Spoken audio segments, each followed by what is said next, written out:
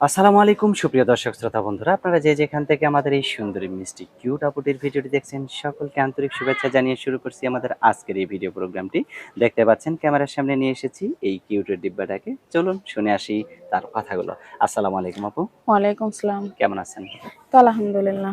অনেক ভালো না কম ভালো? আছি আলহামদুলিল্লাহ মোটামুটি। মোটামুটি সন্তোষজনক। হুম। আপনার নাম কি আপু? আখি। আখি। হুম। কয়জনরে ফাঁকি দিছেন? ফাঁকি দেয় নাই কারোরই, আমারই আরো মানুষে ফাঁকি দিতেছে। আপনারই ফাঁকি দিতেছে?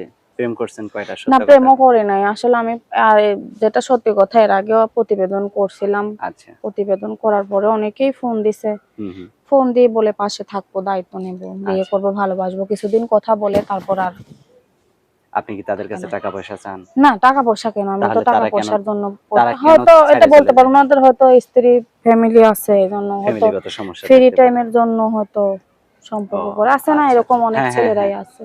মানে বাইরে থাকে, তারা ফ্রি টাইম পাস করার হুম জন্য হয়তো কল দেয়, কথাবার্তা বলে। এরকম হয়তো হইছিল আপনার হুম। কপালে। তো এখন এই ক্যামেরাতে আসার আগে আপনার কি বিয়ে শাদী হইছিল? না, আমার বিয়ে শাদী হয় না। বিয়ে হইলে আমি কখনোই আসতাম আপনার না বয়স কত? প্রতিবেদন। বয়স হবে তো 19-20 এরকম 19-20? হবে। তাহলে তো বিয়ের বয়স পার হয়ে যাইতেছে। আর হুম কিছুদিন পরে তো বুড়ি হয়ে যাবেন। তাড়াতাড়ি বিয়ে বসতে হবে কিন্তু। তাই না? হুম।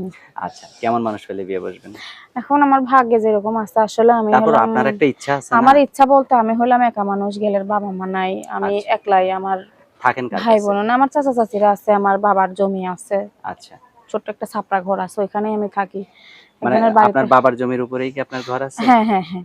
সেটা কি আপনার এখন বাবা নাই মানে আপনার এখন ওইটা? হ্যাঁ, ওটা আমার, ওইখানেই এখন আপনার থাকি। স্বামী যদি আপনাকে নিয়ে সেইখানে ঘর বাইরে থাকতে চায়? অবশ্যই থাকতে পারবে। এখন আমার এখন যদি স্বামী না যে আমারে থাইকে বিয়ে করবে, সে হ্যাঁ, হ্যাঁ। তো সম্পূর্ণই আমার, আর আমারও যা কিছু আছে ওটাও তো সবকিছুই ওনারই। হ্যাঁ, হ্যাঁ, অবশ্যই। তাহলে মানে আপনার যা আছে সব তার, তার যা আছে সব আপনার। হুম, এরকমই তো, তাই না? স্বামী-স্ত্রী মানে তো স্বামী এটাই। স্ত্রীর সম্পর্ক চাইতে তো আর ভালো হ্যাঁ, হ্যাঁ, সম্পর্ক পৃথিবীতে নাই। হ্যাঁ। আচ্ছা, এখন যদি আপনাকে কেউ এই সুন্দর মিষ্টি মুখটা যদি একটু কেউ ভিডিও কলে দেখতে চায়, দেখাতে পারবেন? আসলে আমার তো এরকম ফোন নাই, পার্সোনাল ফোন নাই। তারপরেও যদি কেউ দেখতে চায়, বন্ধু প্রতিবেশীরা আছে, আশেপাশে চাচিরা আছে, যাই হোক, কোনো একজনের মোবাইল নিয়ে অল্প দেখাতে সময়ের জন্য পারবেন। দেখা যাবে, কিন্তু আচ্ছা, আমার আচ্ছা, নিজস্ব ফোন নাই। আচ্ছা।